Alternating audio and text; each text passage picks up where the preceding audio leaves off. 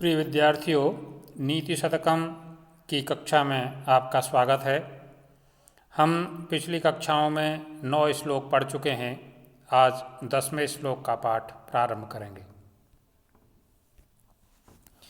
शिरः सार्वं स्वर्गात् पशुपति शिरस्तः गिरिधर क्षितिधरम् महीध्रातुङ्गादवनिश्चापि जलधिम् अधोधो गङ्गेयं पदमुपगतास्तोकमथवा विवेकभ्रष्टानां भवति विनिपातः शतमुखः। एक बार दोबारा श्लोक का पाठ करेंगे। शिवः सार्वं स्वर्गात् पशुपति शिरस्तक्षितिधरं महीध्रादुत्तुङ्गादवनियवनेश्चापि जलधिम् अधोधो गङ्गेयं पदमुपगतास्तोकमथवा विवेकभ्रष्टानां भवति विनिपातः शतमुखः। कवि कह रहा है, विवेक भ्रष्टानां भवति विनिपातः शतमुखः। मूर्ख निंदा प्रसंग में कवि कहता है कि विवेक भ्रष्ट व्यक्ति का जो विनिपात होता है, जो पतन होता है, वो 100 मार्गों से होता है। उसके पतन के 100 मार्ग निकल जाते हैं। और उदाहरण इसमें पवन पावनी जो गंगा है उसका उदाहरण दे रहे हैं कि ब्रह्मा जी के कमंडल में निवास करने वाली गंगा यदि एक बार स्वर्ग से शिव के सिर में आने को तैयार हुई तो सिर से फिर पहाड़ों के ऊपर गिरी, पहाड़ों से फिर चोटियों पर गिरी, चोटियों से जमीन पर गिरी और जमीन से भी फिर समुद्र को प्राप्त हुई। तो हे गंगे अधोधो पदम उपगता, नीचे से नीचा पद प्राप्त करते हुए अत्यंत लघुता को प्राप्त हो गई। गंगोत्री पर प्राप्त होने वाली जो परम पावनी गंगा है वो कलकत्ता में जाकर के हुगली में परिवर्तित हो जाती है। तो इसी बात को कह रहे हैं कि विवेक भ्रष्टानाम, जो लोग विवेक भ्रष्ट हो जाते हैं, जिनका सद असद का विवेचन खत्म हो जाता है, उनका पतन शतमुखः भवति, 100 मार्गों वाला होता है। अन्वय के अनुसार अर्थ देखिए। इयं गंगा स्वर्गात् सार्वं शिरः, यह गंगा स्वर्ग से सार्वं शिरः शिव जी के मस्तक पर आई। पशुपति शिरस्तः, और पशुपति भगवान शंकर के सिर से क्षितिधर हिमालय राज को प्राप्त हुई।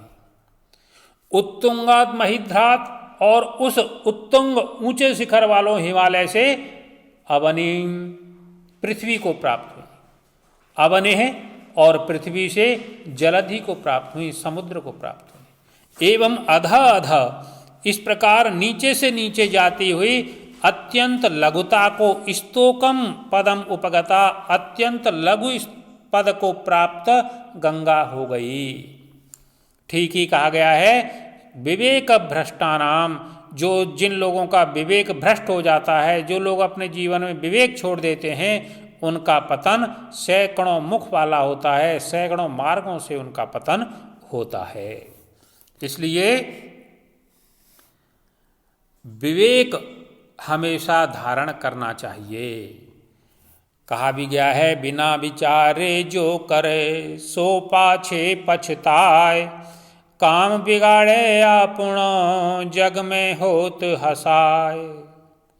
तुलसीदास जी भी कहते हैं कि बिनु सतसंग विवेक न होई, और राम कृपा बिनु सुलभन सोई। ये जो विवेक है ये प्रभु कृपा से प्राप्त होता है, और प्रभु कृपा जिस पर बनी रहती है उसका विवेक समाप्त नहीं होता है, और जिसका विवेक समाप्त हो जाता है उसका पतन 100 मार्गों से होता है। कवि इस श्लोक में यही बताना चाह रहा है। यहाँ पर शिखरिणी छंद है और व्याकरण की टिप्पणियों पर चर्चा नहीं करेंगे, वो दी हुई हैं, आप पढ़ सकते हैं। जो समस्या हो वो आप पूछें। अगला श्लोक पढ़ते हैं।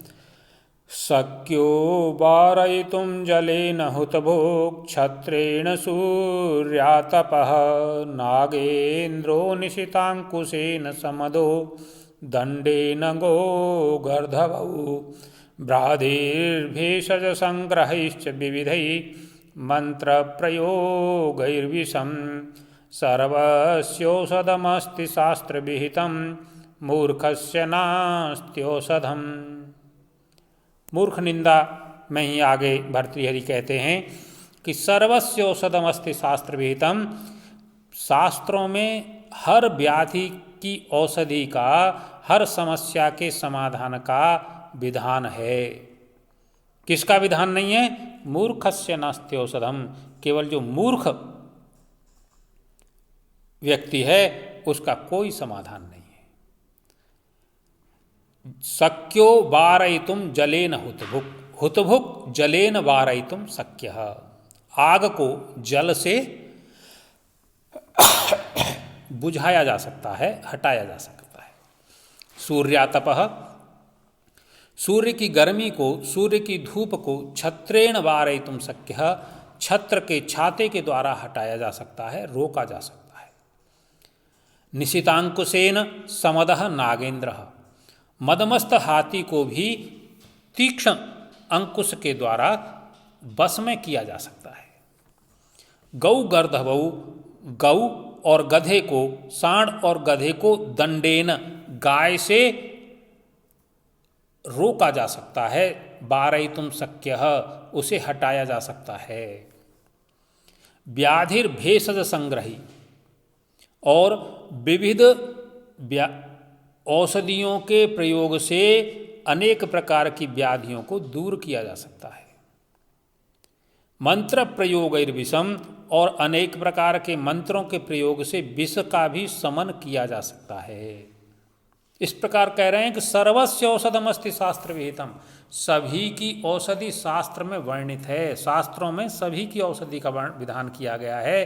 केवल मूर्खस्य नास्ति औषधम, मूर्ख की कोई भी औषधि नहीं है, मूर्ख की कोई औषधि नहीं बताई गई है।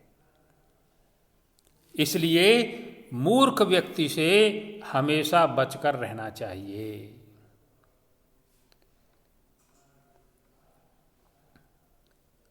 इस श्लोक में शार्दूल विक्रीडितम छंद है और अर्थांतर न्यास अलंकार है। वारयितुम गौगर्धवौ विहितम समदः, ये व्याकरण की दृष्टि से महत्वपूर्ण पद हैं, इन्हें आप देख सकते हैं। शार्दूल विक्रीडितम छंद और अर्थांतर न्यास अलंकार, ये दोनों ध्यान रखें। अगला श्लोक पढ़ते हैं। साहित्य संगीत कला विहीनः साक्षात् पशुपुक्ष विषाणहीनः तृणन्न खादन्नपि जीवमानः तद्भागधेयं परमं पशूनाम्। साहित्य संगीत कला विहीनः साक्षात् पशुपुक्ष विषाणहीनः। जो मनुष्य साहित्य संगीत कला से रहित है वह कैसा है? साक्षात् पशु पुक्ष विषाणहीनः, वो पूंछ और सींग से रहित साक्षात पशु है। तृणन्न खादन्नपि जीवमानः, वह यद्यपि जीवित रहने के लिए घास नहीं खाता है तो ये तद्भागधेयम परमं पशूनाम, ये पशुओं का परम सौभाग्य है। नहीं तो पशुओं के लिए घास और कम पड़ जाती, क्योंकि वो घास भी चरने लग जाता।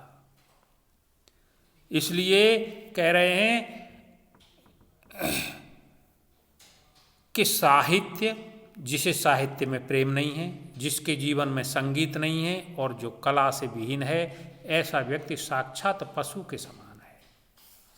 वह तृण न खाते हुए भी जो जीवित है, यह पशुओं का सौभाग्य है। नहीं तो वो तृण भी खाता, उसमें भी पशुओं का हिस्सा ले लेता। भारतेंद्र हरिश्चंद्र ने लिखा है, जो भरा नहीं है भावों से बहती, जिसमें रसधार नहीं, वह हृदय नहीं, वह पत्थर है जिसमें स्वदेश का प्यार नहीं। उसी को कह रहे हैं कि जिसमें साहित्य, संगीत और कला नहीं है, वो साक्षात पशु के समान है। यहाँ पर उपजाति छंद है। अगला श्लोक देखिए, येषां न विद्या न तपो न दानं ज्ञानं न शीलं न गुणो न धर्मः ते मर्त्यलोके भुवि भारभूताः मनुष्यरूपेण मृगाश्चरन्ति। येषां न विद्या, पहले कहा है कि जो जिनके पास साहित्य, संगीत और कला नहीं है, वो मनुष्य साक्षात पशु के समान है। उसी बात को आगे बढ़ाते हुए कह रहे हैं कि ये शाम, जिन मनुष्यों के पास न विद्या है, न तप है, न दान है, न ज्ञान है, न शील है, न गुण है और न धर्म है, ते मर्त्यलोके, वो इस मर्त्यलोक में भुवि भारभूता, पृथ्वी पर भारभूत, भार के समान, मृगाश्चरन्ति, पशुओं के समान विचरण करते हैं। जिन मनुष्यों में साहित्य, संगीत, कला का अभाव है, जिनके पास विद्या नहीं है, तप नहीं है, दान नहीं है, ज्ञान नहीं है, शील नहीं है, गुण नहीं है, धर्म नहीं है, वो साक्षात पशु हैं। वो इस पृथ्वी पर पशु के रूप में ही विचरण कर रहे हैं, क्योंकि ये ही तत्व हैं जो मनुष्य को मनुष्य बनाते हैं। यदि विद्या, तप, दान नहीं है तो फिर मनुष्य नहीं, पशु के समान ही है। आगे हम नीति शतक में ही एक श्लोक पढ़ेंगे, आहार निद्रा भय मैथुनंच सामान्य में तत्पशुभि नराणाम। आहार, निद्रा, भय और मैथुन, ये चार चीजें तो मनुष्य और पशु में समान हैं। तो यदि अपनी विशेषता स्थापित करने वाली ये पांच वस्तु हमारे जीवन में नहीं है, तो फिर ये सात चीजें हमारे जीवन में नहीं है, तो हमें मनुष्य कहलाने का कोई अधिकार नहीं है। हम जो है मनुष्य के रूप में पशु ही इस भूमि पर भारभूत हुए विचरण कर रहे हैं।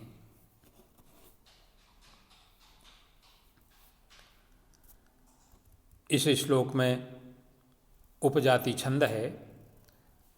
अगला श्लोक देखिए, वरम पर्वत दुर्गेषु भ्रांतं वनचरैः सह न मूर्ख जन संपर्क सुंदरे सुरेंद्र भवनेष्वपि। कह रहे हैं कि वनचरैः सह, वनवासी बंधुओं के साथ पर्वत में, कठिन पर्वतों पर बिना किसी उद्देश्य के घूमना श्रेयस्कर है। लेकिन इंद्र के भवनों में भी, इंद्र के महलों में भी मूर्ख जनों से संपर्क सहनीय नहीं है, वह उचित नहीं है। वनचरैः सह दुर्गेषु पर्वतेषु भ्रांतं वरम, वनवासियों के साथ में दुर्गम पर्वतों पर भटकना श्रेयस्कर है, लेकिन सुरेंद्र भवनेष्वपि, इंद्र के भवन में भी मूर्ख जन के संपर्क में रहना श्रेयस्कर नहीं है। इस श्लोक में अनुष्टुप छंद है। आज ये 5 श्लोक ही पढ़ेंगे, अगला पाठ कल पढ़ेंगे। धन्यवाद।